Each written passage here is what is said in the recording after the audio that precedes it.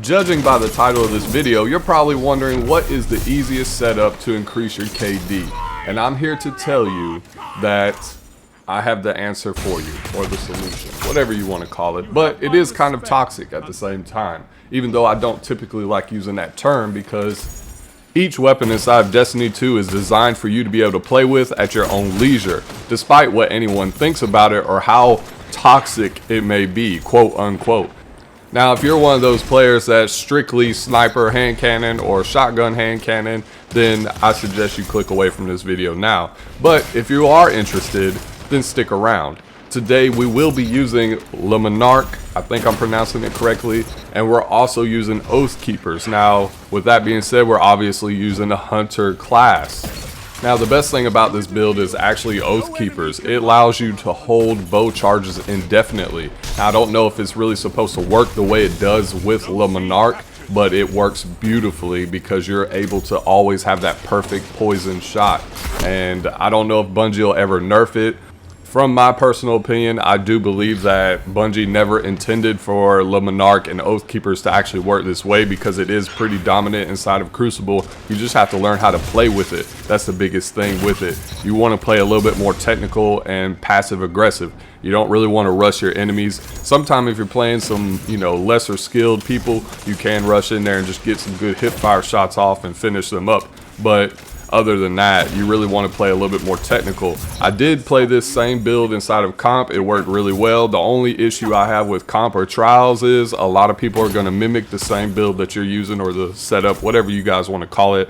I prefer setup because it's not really a build, but at the same time, if you do play with those competitive game modes, you'll find that if you win a round or two, then the enemy team is going to end up using the same thing you are, especially if they're rocking Hunters as well. Now, the reason why this works so well, once again, is because of Oathkeepers. Warlocks and Titans don't have the same ability, so you always have to have that perfect shot. Whereas this setup is kind of foolproof. You can really just run around and just have your bow charged the whole time and not worry about it.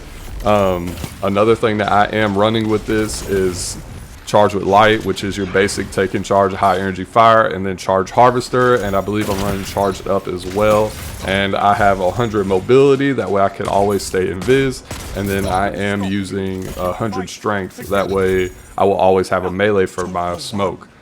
We are running Top Tree Night Stalker, so that works perfect because you get the enhanced radar, you get the lesser radar pings when you crouch. It really plays into that hunter role, where you're actually hunting your prey. And that's what I like to think of as when I'm actually playing with this setup.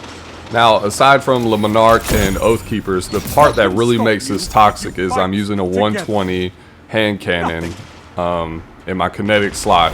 I'm personally using True Prophecy. It's my favorite 120 in the game as of this moment. I have explosive payload, opening shot, accurized rounds, and fast draw sights.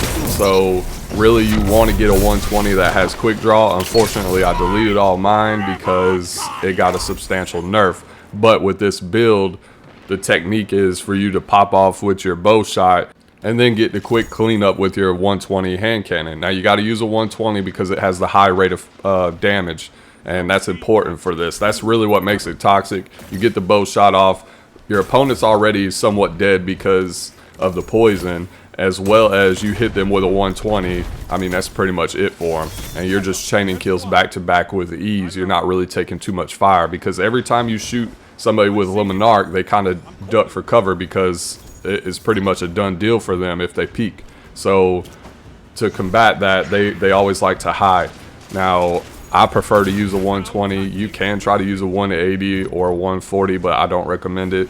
120 is the best out there. You're just going to want to swap, just get a quick body shot off, and they'll die. Now, with Charged of Light, you can pretty much get the one hit kill. Most Guardians aren't running the resilience necessary. I don't even think you got to have at least a 9 or a 10 to survive after a Charge of Light, because once you get a Charge of Light, you get 30% increase in damage, and that results in a 182 crit.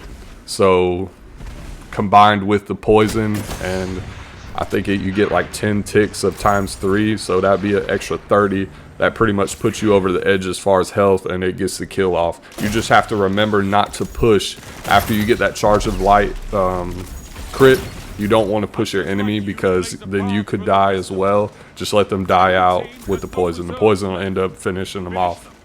So on my smaller maps, if I was playing more technical opponents, I was using the Peace-Bond sidearm because I could swap to it quickly and it has a higher rate of fire.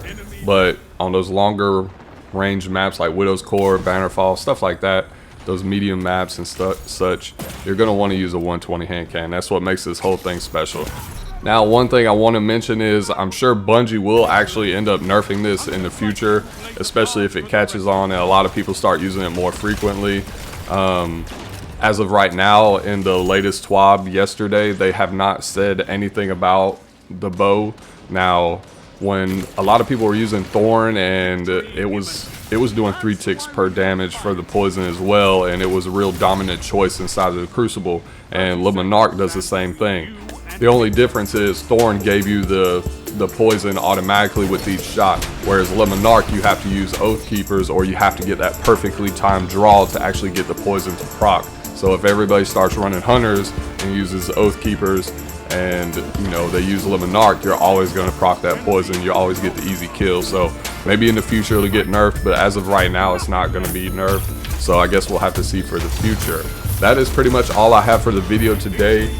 Just go ahead and try this build out or this setup and see how you like it. I guarantee you it will raise your KD. It doesn't matter really your skill level. As long as you play clean and you hit your shots, you can hold the bow indefinitely, swap to the hand cannon, get the quick cleanup.